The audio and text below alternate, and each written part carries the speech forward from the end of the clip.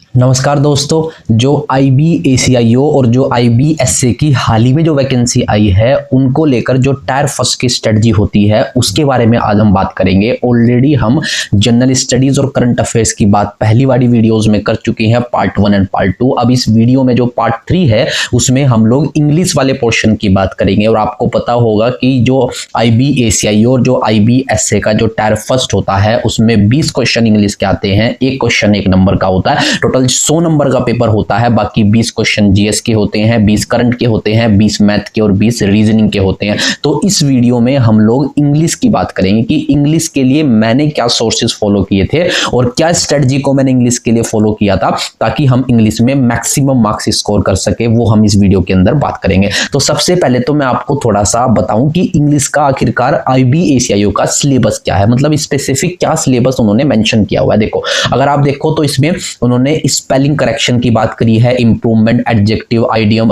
जो आइडियम्स होते हैं, फ्रेजेस होते हैं, वर्ब्स होते हैं, fill in the blanks, antonym, synonym, grammar का पोर्शन, वन वर्ड सब्स्टिट्यूशन, और ये सारे इन्होंने स्पॉट द एरर होती है, वोकैबुलरी होती है, ये आपके सामने मेंशन है। ये सिलेबस होता है IBACIO का इंग्लिश वाले पोर्शन के लिए, जो आपके सामने प्रॉपर्ली मेंशन है। ठीक है, देखो ज्यादातर ऐसा होता है कि सिलेबस से बाहर क्वेश्चन मुश्किल ही आपको देखने को मिलेगा। 20 क्वेश्चन बनाने होंगे तो वो इसी सिलेबस के पोर्शन में से आपको देखने को मिलेंगे। अब हम थोड़ा सा समझने की कोशिश करते हैं कि पेपर को एनालाइज, मतलब जो PYQs होते हैं उसको एनालाइज करके हम समझने की कोशिश करेंगे कि आखिरकार पेपर आता कैसा है। ठीक है ना, इंग्लिश किस तरह की पूछता है वहां पर, क्योंकि आप डिफरेंट एग्जाम देते होंगे तो IB स्पेसिफिक हम थोड़ा चीजों को लेके चलेंगे और IB के ही PYQs के हिसाब से हम करेंगे। तो जो सन 2024 में जो जनवरी में पेपर हुआ था वो मैंने भी दिया था IBACIO का, उसमें किस तरह के इंग्लिश के क्वेश्चंस पूछे गए थे उसके बारे में हम थोड़ा सा डिस्कशन करेंगे। देखो, अगर आप थोड़ा सा ऑब्जर्व करें तो जो इंग्लिश वाला पोर्शन है इसमें आप देखें, जो सबसे पहला क्वेश्चन है वो आपको किसका देखने को मिलेगा, वो आपको एरर डिटेक्शन का आपको सबसे पहला क्वेश्चन देखने को मिला कि एरर को हमें जो सिलेबस में भी मेंशन है प्रॉपर्ली। जैसे सबसे पहला question, I don't know the reason why he has said all this yet it put him in the bad light. तो इसमें हमें एरर डिटेक्शन करना है। ठीक है ना, जो दूसरा क्वेश्चन है वो आपको किसका देखने को मिलेगा, वो आपको अरेंजमेंट का, जो आपको पैरा वाइज जो दिए गए हैं इसमें 1 2 3 4 के हिसाब से आपको अरेंजमेंट करना है कि कौन सा मतलब पहला आएगा, कौन सा सेंटेंस बाद में आएगा। ये रीअरेंजिंग का क्वेश्चन होगा। ठीक है,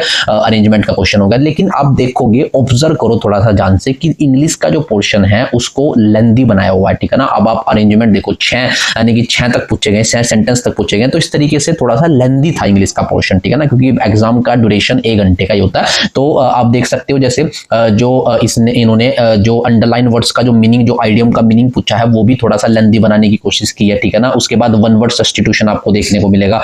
उसके बाद आप देख सकते हो कि यहाँ पे हमें मीनिंग बताना है, मोस्ट अप्रोप्रिएट जो मीनिंग होता है प्रोवर्ब का। ठीक है, ये तो वन वर्ड क्वेश्चन टाइप होगा। देखो, फिर जो ओड सेंटेंस आउट निकालना है, अब 4 सेंटेंस में से एक आउट निकालना है, एक ओड निकालना है, तो इस तरीके से ये भी थोड़ा लेंथी है। उसके बाद एंटोनिम, सिनोनिम तो ठीक है, वो आप मैनेज कर ही लोगे। एरर डिटेक्शन भी ठीक है वहां पर। उसके बाद वन वर्ड सब्स्टिट्यूशन भी मैचिंग में दिए हुए हैं, तो आप देख सकते हो। तो उसके बाद आप ये भी देख सकते हो कि स्टेटमेंट और उसका कंक्लूजन हमें बताना है। उसके बाद फिर एरर डिटेक्शन का क्वेश्चन आपको देखने को मिलेगा। उसके बाद फिर आपको करेक्ट कंक्लूजन बताना है। स्टेटमेंट और कंक्लूजन के क्वेश्चन भी है। एंटोनिम, सिनोनिम आपको देखने को मिलेगा। अब देखो, ये फिर एक लेंथी क्वेश्चन है वहां पर, जो सेंटेंस रीअरेंजिंग का क्वेश्चन है, ये भी आपको अच्छा खासा लेंथी क्वेश्चन देखने को मिलेगा। उसके बाद एरर का क्वेश्चन फिर आ गया। उसके बाद फिल इन द ब्लैंक्स का क्वेश्चन आपको देखने को मिलेगा, जिसमें हम लोग कर सकते हैं उसको भी। एंटोनिम, सिनोनिम का क्वेश्चन आपको देखने को मिलेगा। उसके बाद स्टेटमेंट और कंक्लूजन का तीसरा क्वेश्चन देखने को मिलेगा। मोस्ट अप्रोप्रिएट मीनिंग बताना, आइडियम के भी 2-3 क्वेश्चन है इसके अंदर। तो उसके बाद हमें फिल इन द ब्लैंक्स का क्वेश्चन। तो अगर आप देखोगे तो ओवरऑल हमारे आइडियम के क्वेश्चन है, एरर के क्वेश्चन है, अरेंजिंग जो सेंटेंस अरेंजिंग है, वन वर्ड सब्स्टिट्यूशन है, ओड सेंटेंस और निकालने का क्वेश्चन है, एंटोनिम, सिनोनिम के 3 से 4 क्वेश्चन है, स्टेटमेंट और कंक्लूजन के 3 से 4 क्वेश्चन है, फिल इन द ब्लैंक्स के 2 क्वेश्चन डाले हुए हैं। तो अगर आप देखोगे तो ओवरऑल इन्होंने पूरी इंग्लिश को कवर किया हुआ है। ठीक है ना, जो PYQs है उसमें। ठीक है, लेकिन ज्यादातर अगर आप देखोगे तो जो अलाइनमेंट है वो अगर आप थोड़ा सा ऑब्जर्व करोगे तो वो एंटोनिम, सिनोनिम है, आइडियम और द फ्रेजेस है, स्टेटमेंट बेस्ड क्वेश्चन है, कंक्लूजन स्टेटमेंट वो भी मीनिंग वाले क्वेश्चन है। ठीक है,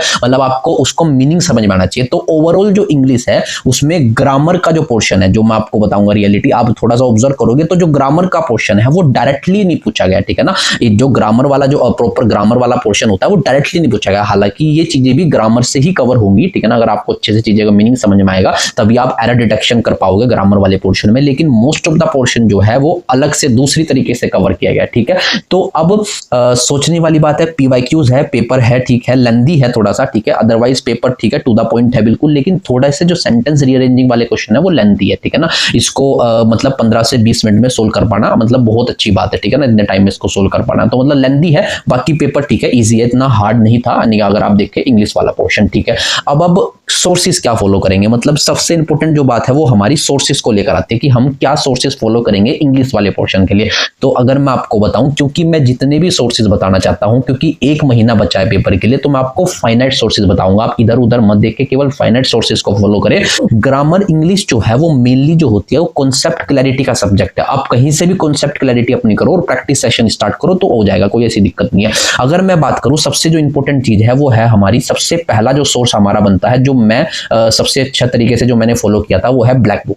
ब्लैक बुक जो आती है इंग्लिश वोकैबुलरी के नाम से, ठीक है ना। ब्लैक बुक जो है ये अल्टीमेट सोर्स आपको देखने को मिलेगा। इसमें आपको वन वर्ड सब्स्टिट्यूशन भी होते हैं, आइडियम और फ्रेजेस भी होते हैं, एंटोनिम सिनोनिम भी होते हैं। तो मतलब अगर ये 3 चीज आपने अच्छे से, स्पेलिंग एरर भी होती है, अगर आपने 3 चीज अच्छे से कवर कर ली, ठीक है ना, तो आपको कम से कम 8 से 10 क्वेश्चन इन्हीं 3 चीजों के ऊपर बेस देखने को मिलेंगे। और सेंटेंस रीअरेंजिंग भी आप इन्हीं के मेथड से कर सकते हो। उसके बाद स्टेटमेंट और कंक्लूजन भी आप इन्हीं से कर सकते हो। मतलब 10 से 12 क्वेश्चन आपके कवर हो जाएंगे इसी ब्लैक बुक के पोर्शन से, ठीक है ना। वन वर्ड सब्स्टिट्यूशन हो, आइडियम फ्रेजेस हो, एंटोनिम सिनोनिम हो, स्पेल एरर हो, मीनिंग हो या फिर स्टेटमेंट कंक्लूजन हो, उसके बाद सेंटेंस रीअरेंजिंग, मतलब इतनी सारी चीजें 10 से 12 क्वेश्चन वहां पर इसी ब्लैक बुक से आपको कवर देखने को मिलेंगे। अब इस ब्लैक बुक में अब सोचने वाली बात है, 1 महीने में आप क्या इस ब्लैक बुक को आपको पूरा करना है? नहीं। अगर मैं आपको थोड़ा सा ऑब्जर्व करें हम थोड़ा ब्लैक बुक के ऊपर कि हमें कैसे इसको कवर करना है, देखो आप थोड़ा सा इसका जो पोर्शन है वो आप कैसे कवर कर सकते हो, मैं आपको अगर बताऊं तो आप जो टॉप 200 मोस्ट रिपीटेड आइडियम और फ्रेजेस जो एसएससी एग्जाम्स में पूछे गए हैं, आप वो देखो, ठीक है ना। Similarly top 200 most repeated SSC exam में जो पूछे गए हैं टॉप 200, उसके बाद ऐसे ही आप एंटोनिम सिनोनिम देखो, जो टॉप 100 एंटोनिम सिनोनिम है, जो टॉप 100 मोस्ट रिपीटेड है, जो top 100 most repeated antonym synonym है। तो मतलब इस तरीके से आप पहले शुरुआत करो जो टॉप है, उसके बाद जब आपके पास टाइम बचे तो आप फिर जो फर्दर बचे हुए पोर्शन है उसको भी कवर कर सकते हो। कम से कम एक बार रीडिंग तो कर ही सकते हो, यानी कि उसके बाद यानी कि जब आप इसको कवर कर लोगे आइडियम और फ्रेजेस को, तो इससे सारा पोर्शन आपका कवर हो जाएगा। अब जो सेकंड चीज है यानी कि वो होता है इंग्लिश में ग्रामर पोर्शन और बाकी जो चीजें हैं सेंटेंस रीअरेंजिंग और दूसरी चीजें, तो अब वो कहां से कवर करोगे? उसके लिए आप किस सोर्सेज को फॉलो करोगे? उसके लिए जो सबसे महत्वपूर्ण सोर्स मैं आपको बता रहा हूं वो यूट्यूब के सोर्सेज बता रहा हूं, ठीक है ना। यूट्यूब पर अगर आप सर्च करोगे सीडीएस के लिए, तो ठीक है ना, सीडीएस के लिए डिफेंस वल्ला का जो चैनल है पीडब्ल्यू का, उन्होंने उसमें 23 वीडियोस में पूरे इंग्लिश के ग्रामर पोर्शन को कवर किया हुआ है। मैंने तो वही फॉलो किए थे क्योंकि सीडीएस एग्जाम की प्रिपरेशन करी थी, तो मैंने उससे ही अपनी इंग्लिश कंप्लीट करी थी। इवन मैंने नोट्स भी प्रिपेयर किए थे वहां पर उसके लिए। ये सबसे बड़ा डाउट होता है कि हमें इंग्लिश पोर्शन के नोट्स बनाने हैं, तो भाई बिल्कुल आपको ग्रामर पोर्शन के नोट्स बनाने हैं, क्योंकि नोट्स का अगर आप 1-2 दिन पहले रिवीजन करके जाओगे तो वो चीज रिमाइंड हो सकती है, ठीक है ना, अच्छे खासे तरीके से। तो आप नोट्स जरूर बनाएं।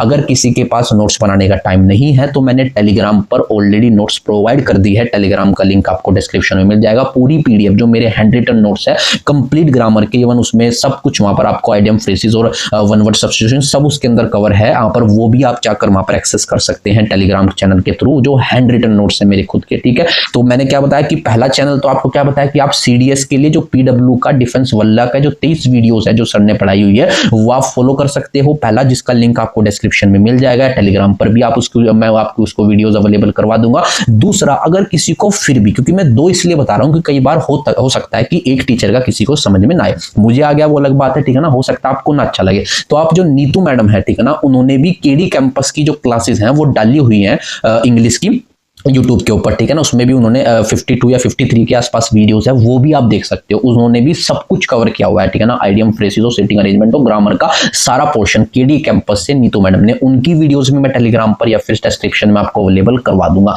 तो मैंने केवल और कितने सोर्सेज की बात करी? 2 सोर्सेज की। एक तो पहला यूट्यूब से वीडियो और दूसरा ये ब्लैक बुक। आपको तीसरा सोर्सेज छूना ही नहीं है। इन 2 सोर्सेज से आपका कंप्लीट इंग्लिश कवर हो जाएगा। वीडियोस कंप्लीट करो और यहाँ पर ये जो ब्लैक बुक के पोर्शन है इसको डेली एक बार रीड करके देखो, ठीक है ना। डेली आप 10 से 12 वर्ड्स या फिर आइडियम वन वर्ड सब्स्टिट्यूशन याद करो तो आपको पेपर टाइम तक का अच्छे खासे वर्ड्स आपके प्रिपेयर हो जाएंगे। ठीक है, तीसरा जो सबसे महत्वपूर्ण है, अब आप मतलब इन सब चीजों को करने के बाद जो सबसे इंपॉर्टेंट चीज है वो है टेक्स्ट बुक की test series.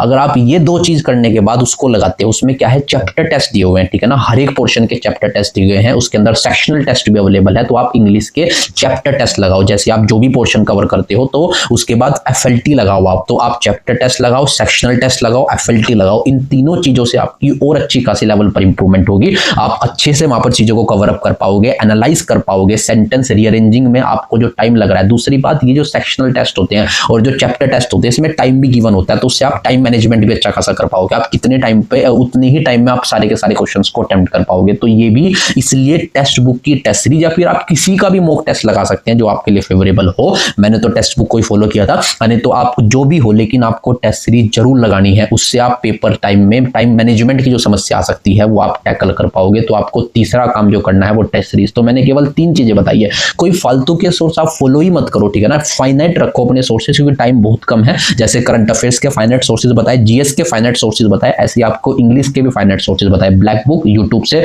Concept clarity videos के थ्रू, ठीक है ना, 2 वीडियोस आपको बता दी। उसके बाद तीसरा जो है वो टेक्स्ट बुक की टेस्ट सीरीज है। इन तीनों चीजों को फॉलो करो, ठीक है ना, इंग्लिश के लिए, तो आपको कंप्लीट इंग्लिश आपकी कवर हो जाएगी। नोट्स की अगर बात होगी तो वो मैं टेलीग्राम पे अवेलेबल करवा दूंगा, ठीक है, आप टेलीग्राम का लिंक आपको डिस्क्रिप्शन में मिल जाएगा। किसी को भी कोई और अगर डाउट है इंग्लिश से संबंधित या किसी भी टायर फर्स्ट के सब्जेक्ट से संबंधित तो वो कमेंट सेक्शन में मेंशन कर सकता है। अगर किसी को और अगर डाउट है, ठीक है ना, तो वो इंस्टाग्राम का लिंक डिस्क्रिप्शन में मेंशन है, तो इंस्टाग्राम से भी मुझे कनेक्ट कर सकता है। तो आप जो है अब तैयारी बिल्कुल स्टार्ट कर दे, समय बहुत कम बचा हुआ है। तो नेक्स्ट वीडियोस में हम लोग मैथ और रीजनिंग को कवर करेंगे। धन्यवाद। अभिज्ञान आपके साथ हमेशा जुड़ा रहेगा।